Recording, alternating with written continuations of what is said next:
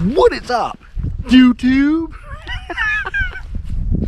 Today I'm going to clear a path around the house, 2 to 3 feet deep of snow for the dog. We got a John Deere 2032R subcompact diesel. Also, I'm going to make a spot for a bonfire out back.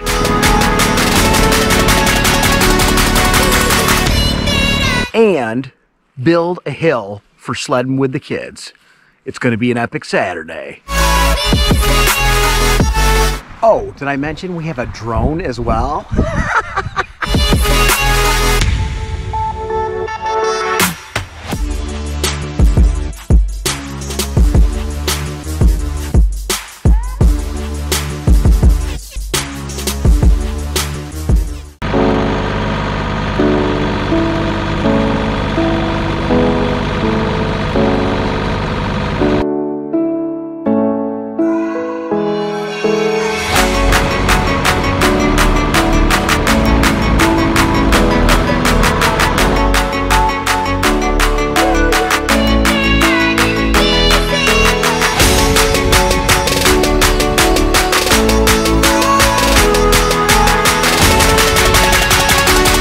Holy cow, 3-4 foot easy.